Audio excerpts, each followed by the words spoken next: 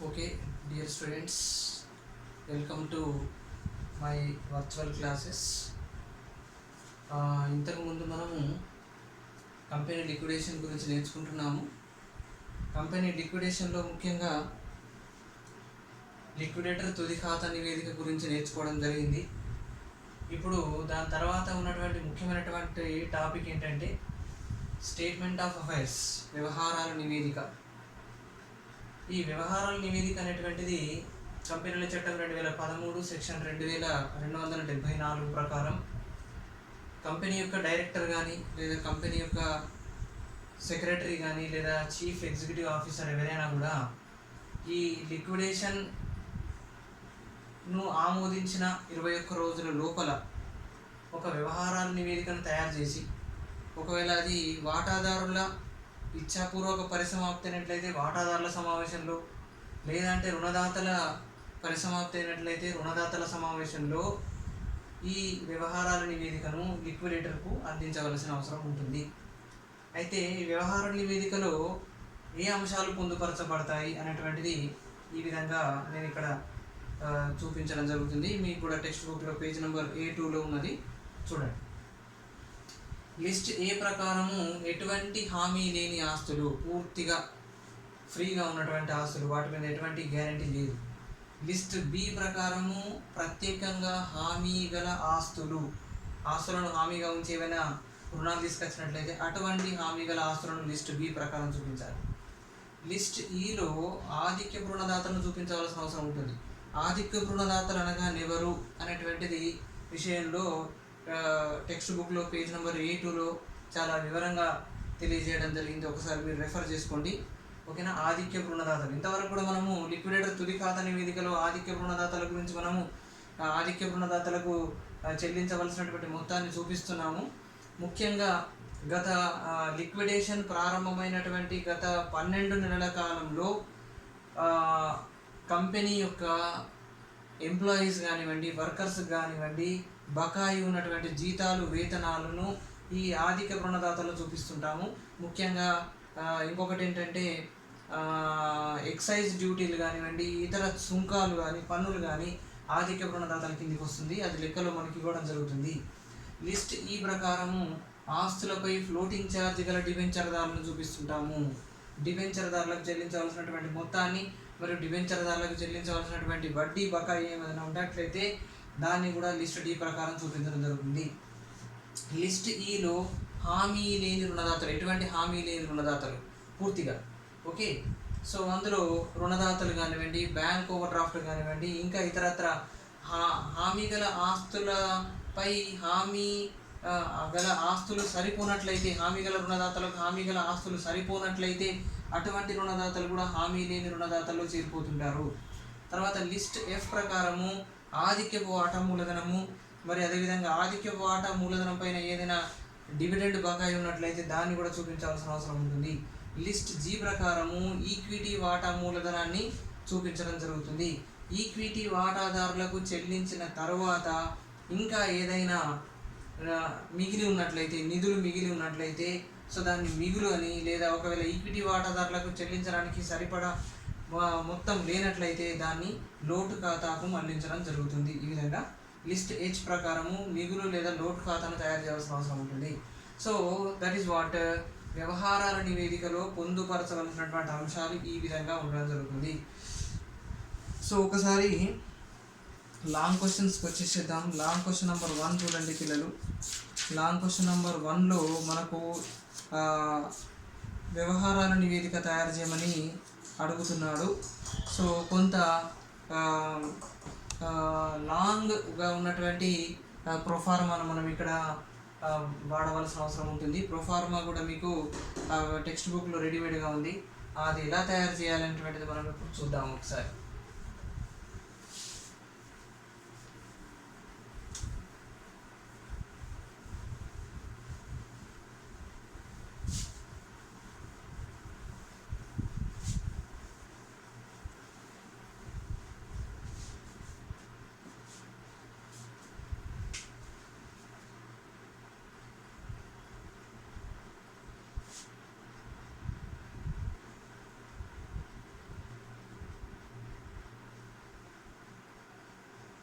ఈ విధంగా ఫ్రెష్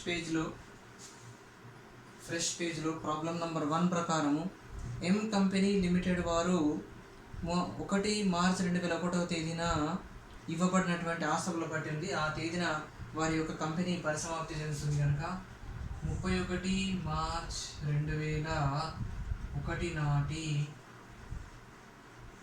ఎం company limited వారి వ్యవహారాల నివేదిక అని ఈ విధంగా టైటిల్ రాయండి. వివరాలు, అదేవిధంగా మొత్తం రూపాయలు. సో పిల్లలు, తర్వాత ఏంటంటే ఫస్ట్ మనకు లిస్ట్ ఏ ప్రకారము హామీ లేని ఆస్తులు ఏవైతున్నాయో వాటిని తీసుకోవాల్సిన అవసరం ఉంటుంది. హామీ లేని ఆస్తులు లెక్కలో మనకు భవనాలు, ప్లాంట్ యంత్రాలు, అదేవిధంగా సరుకు, రుణగ్రస్తులు, తర్వాత రుణగ్రస్తుల నుండి రాణిబాకీల ఏర్పాటు కూడా తీసివేయడం జరిగింది. తర్వాత మరి పిలుపుల్లో బకాయి 1,00,000 రూపాయలు ఉంది, చేతిలో నగదు 10,000 ఉంది. సో సంచిత నష్టం 1,40,000 ఉంది.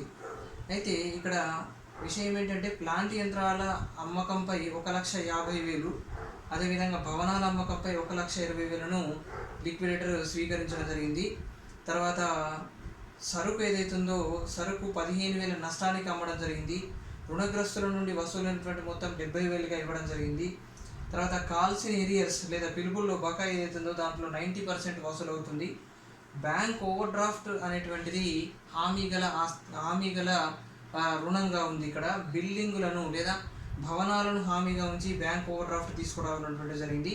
అయితే బిల్డింగ్ అమ్మకంపై, భవనాల అమ్మకంపై 1,20,000 రూపాయలు మనకు వసూలు కావడం జరిగింది కనుక ఈ బిల్డింగ్స్ వదిలిపెట్టి, భవనాలు వదిలిపెట్టి మిగతా ఆస్తులను మనం తీసుకోవచ్చు. ఏమేమిటి అది చూద్దాం మనం. చూడండి, ప్లాంట్ అండ్ మిషనరీ, ఓకేనా. ప్లాంట్ యంత్రాల అమ్మకంపై వసూలైన మొత్తము 1,50,000, 1,50,000. తర్వాత భవనాలను వదిలిపెట్టేసేయండి. సరుకు స్టాక్ ఏదైతుందో 15,000 నష్టానికి అమ్మకం జరిగింది. సరుకు మొత్తం ఎంత? 95,000 మైనస్ 15,000 అంటే దాని మీద వసూలైనటువంటి మొత్తము 80,000గా తీసుకుందాము. తర్వాత రుణగ్రస్తుల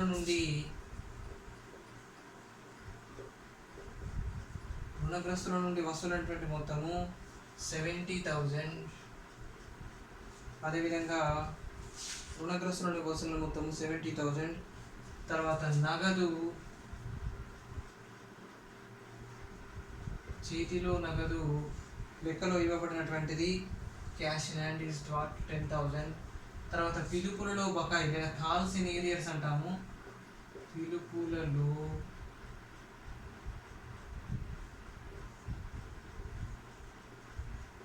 బకాయి ఏదైతే ఉందో 1,00,000 ఉంది.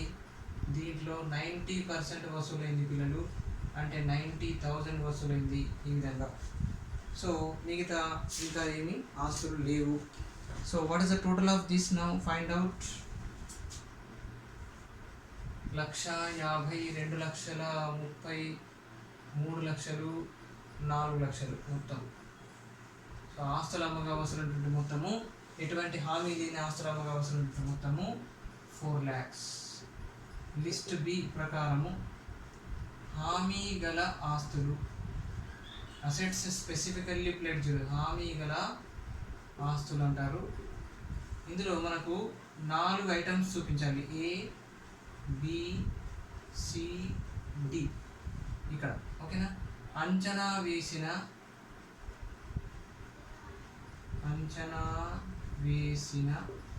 వసూలు విలువ, ఎస్టిమేటెడ్ రియలైజబుల్ వాల్యూ, అంచనా వేసిన వసూలు. హామీ గల రుణం, చెల్లించవలసినటువంటి మొత్తం. ఒకవేళ లోటు ఏర్పడితే ఇక్కడ, లేదంటే మిగులు ఏర్పడితే ఈ విధంగా ఇక్కడ చూపించాల్సిన అవసరం ఉంటుంది. అయితే ఇక్కడ బ్యాంక్ ఓవర్ డ్రాఫ్ట్ అనేటువంటిది ఇక్కడ హామీ గల రుణంగా ఉన్నది. సో బ్యాంక్ ఓవర్ డ్రాఫ్ట్ ఎంత ఇవ్వడం జరిగింది లెక్కలో మనకి అంటే 30,000. అదేవిధంగా బిల్డింగ్స్ అమ్మగా వసూలైనటువంటి మొత్తము, భవనాల అమ్మగా వసూలైన మొత్తము 1,20,000, 1,20,000. చెల్లించవలసినటువంటి bank overdraft just how much it is, bank overdraft 30,000 ఇవ్వడం జరిగింది. ఓకేనా. సో ఈ విధంగా అందుబాటులో ఉన్నటువంటి మొత్తం ఎక్కువగా ఉంది, చెల్లించవలసినటువంటి మొత్తం తక్కువగా ఉంది కనుక మిగులు ఏర్పడుతుంది. 1,20,000 minus 30,000 is nothing but what? It is 90,000. That should be taken into outer column. Here we have to write it 90,000. ఓకేనా. ఇక్కడ ఏం రాయాలి అంటే హామీ గల రుణదాతల నుండి మిగులు, హామీ గల రుణదాతల నుండి మిగులు. సో మొత్తం 4 lakhs plus 90,000 it will become 4,90,000. ఓకేనా. ఈ విధంగా చూపించిన తర్వాత ఇప్పుడు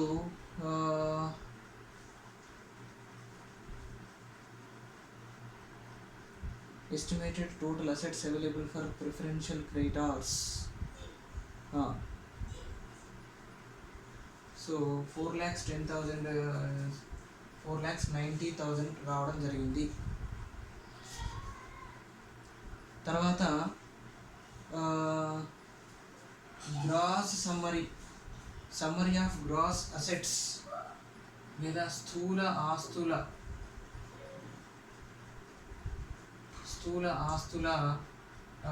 వివరాలు చూపించవలసిన అవసరం ఉంటుంది. స్థూల ఆస్తుల వివరాలు అందులో డిబెంచర్లు ఆధిక్యపు రుణదాతలు మరియు హామీ లేని రుణదాతలకు సంబంధించిన మిగులు. ఓకేనా.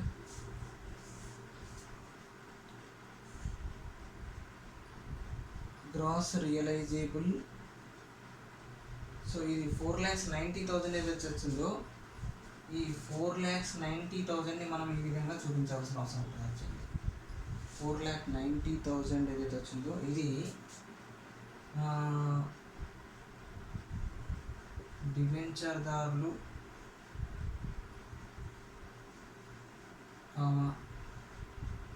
ఆధిక్య రుణదాతలు మరియు హామీ లేని రుణదాతలకు సంబంధించిన మిగులు.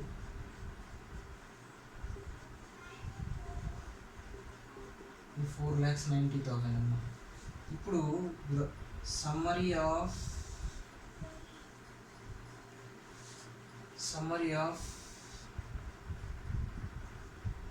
గ్రాస్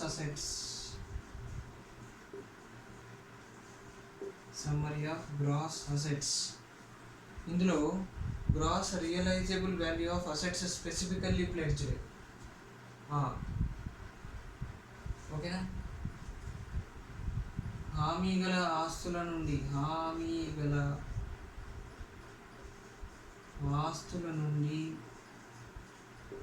మిగులు. హామీ గల ఆస్తుల నుండి మిగులు ఎంత వచ్చింది మనం చూడండి పిల్లలు.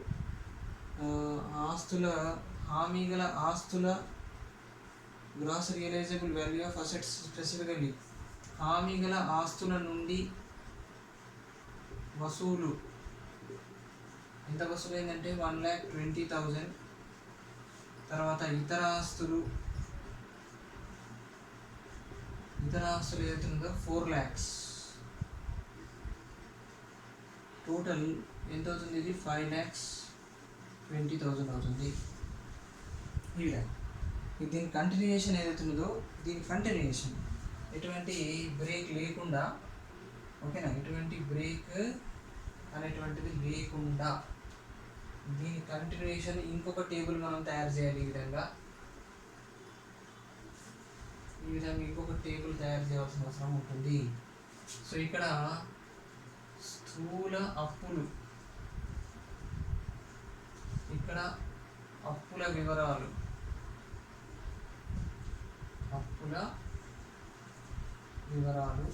ఇక్కడ మొత్తం రూపాయలు. ఇక్కడ 5,20,000 ఉంది ఆల్రెడీ. ఇది మొత్తం ఆస్తుల అందుబాటులో ఉన్నటువంటి ఆస్తుల విలువ. అది అందుబాటులో ఉన్నటువంటి ఆస్తుల విలువ, టోటల్ గ్రాస్ అసెట్స్ అనొచ్చు దీన్ని. 5,20,000 అవుతుందో స్థూల ఆస్తుల మొత్తం, స్థూల ఆస్తుల మొత్తం అందుబాటులో ఉన్నటువంటి మొత్తం 5,20,000. దాంట్లో నుంచి అప్పులను చెల్లించవలసిన అవసరం ఉంటుంది. ఫస్ట్ లిస్ట్ బి ప్రకారం హామీ గల రుణదాతలు ఏదైతున్నదో, హామీ గల రుణదాతలు ఇక్కడ బ్యాంక్ ఓవర్ డ్రాఫ్ట్ అనేటువంటిది హామీ గల రుణదాతలు. ఎంత ఉంది అది? 30,000, 30,000. అటువైపు చూపించాలి, స్థూల అప్పుల్లో కూడా చూపించాలి 30,000. సో 5,20,000 నుంచి 30,000 తీసేసినట్లయితే 4,90,000 అందుబాటులో ఉంటుంది. ఓకేనా? సో దీన్ని ఏమనాలి అంటే ఆధిక్యపు రుణదాతలు డిబెంచర్దారులకు, ఓకేనా, డిబెంచర్లు హామీ లేని రుణదాతలకు సంబంధించిన మిగులు అని అనాలి. 4,90,000. లిస్ట్ సి అనేటువంటిది ఆధిక్యపు రుణదాతలకు సంబంధించినటువంటిది. ప్రిఫరెన్షియల్ క్రెడిటార్స్, ఆధిక్యపు రుణదాతలు. ఈ లెక్కలో ఆధిక్యపు రుణదాతలు ఏమిటి అని అంటే చూసినట్లయితే, ఈ preferential creditors for taxes and wages 6,000 అని ఇచ్చాడు మనకి. ఇక్కడ 6,000 ఇచ్చాడు. ఏది? పన్నులు మరియు వేతనాలకు సంబంధించినటువంటిది. పన్నులు మరియు వేతనాలకు సంబంధించినటువంటి ఆధిక్య రుణదాతలు 6,000 ఇవ్వడం జరిగింది. సో ఇటువైపు కూడా స్థూల అప్పులలో కూడా చూపించాలి. 4,90,000 మైనస్ 6,000 అంటే 4,84,000. ఓకేనా? ఇదేమిటి అంటే డిబెంచర్దారులు మరియు హామీ లేని రుణదాతలకు సంబంధించిన మిగులు. తర్వాత ఇందులో miscellaneous expenses outstanding are 2,000 are also included in creditors అని చెప్పాడు. సో క్రెడిటార్స్ అవుతున్నదో 40,000 నుంచి ఈ 6,000 మనం మైనస్ చేయాల్సిన అవసరం ఎంతైనా ఉంటుంది. Preferential creditors for taxes and wages 6,000 and miscellaneous expenses outstanding 2,000 are included in creditors అన్నాడు. లిస్ట్ సి అయిపోయిన తర్వాత లిస్ట్ డి. లిస్ట్ డి ఏమిటి అంటే ఆస్తులపై ఫ్లోటింగ్ ఛార్జ్, ఆస్తులపై ఫ్లోటింగ్ ఛార్జ్ గల డిబెంచర్లు, ఆస్తులపై ఫ్లోటింగ్ ఛార్జ్ గల డిబెంచర్లు. ఇక్కడ ఏముంది లెక్కలు మనకు? ఆస్తులపై ఫ్లోటింగ్ ఛార్జ్ గల డిబెంచర్లు 2 lakhs ఉంది, 2 లక్షలు. ఇటువైపు కూడా చూపించండి, స్థూల అప్పుల్లో 2 లక్షలు. ఇందులో నుంచి తీసేయండి. 4,84,000 మైనస్ 20,000 మీన్స్ ఇట్ ఈస్ 2,84,000. ఏమిటి అని అంటే హామీ లేని రుణదాతలకు సంబంధించిన మిగులు. సో అందులో నుంచి లిస్ట్ ఈ ప్రకారం హామీ లేని రుణదాతల్లో మనకి ఎంత ఇవ్వబడింది? రుణదాతలు అనేటువంటి చూడండి, క్రెడిటార్స్ 40,000 నుంచి 6,000 ప్రిఫరెన్షియల్ క్రెడిటార్స్ వెళ్ళిపోతే, హామీ లేని రుణదాతలు 40,000 నుంచి 6,000 వెళ్ళిపోయిన తర్వాత మిగిలింది 34,000 పిల్లలు, 34,000 మాత్రమే. అందులో మిస్లేనియస్ ఎక్స్పెన్సెస్ కూడా కలిసి ఉన్నాయి. ఓకే, అది కూడా అందులోకి వస్తుంది. So it will become 2,54,000. So ఇది ఓకేనా? వాటాదారులకు సంబంధించినటువంటి మిగులు లిస్ట్ ఈ. ఓకేనా? కాంట్రిబ్యూటర్లకు సంబంధించినటువంటి మిగులు అనేటువంటిది మనకి ఇక్కడ ఏర్పడింది 2,54,000. Surplus regarding creditors.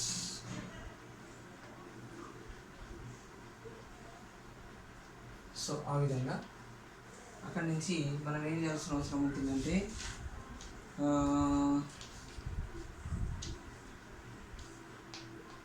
ఈక్విటీ వాటా మూలధనాన్ని తీసివేయాల్సిన అవసరం ఉంటుంది. ఈక్విటీ వాటా మూలధనాన్ని మైనస్ చేస్తే మనకు చూద్దాం ఎంత వస్తుందో. వాటా మూలధనము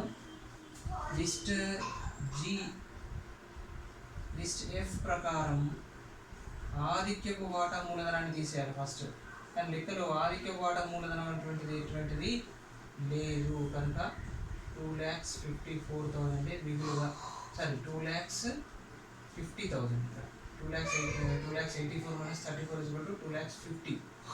2,50,000 ఇందులో నుంచి లిస్ట్ ఈ ప్రకారం ఈక్విటీ వాటా మూలధనం అనేటువంటి తీసేయాలి. ఈక్విటీ వాటా మూలధనం లెక్కలో 50,000 ఈక్విటీ వాటాలు, 50,000 equity shares at the rate of 10 rupees each, that is how much 5 lakhs. కానీ ఇక్కడ ఉన్నటువంటి మిగులు ఈక్విటీ వాటాదారులకు పూర్తిగా చెల్లించడానికి సరిపోయేంత మిగులు లేదు చూసినట్లయితే. సో 2,50,000 మాత్రం అందుబాటులో ఉంది. మనం చెల్లించాల్సింది 5 లక్షలు కనుక 2,50,000 అనేటువంటిది లోటు.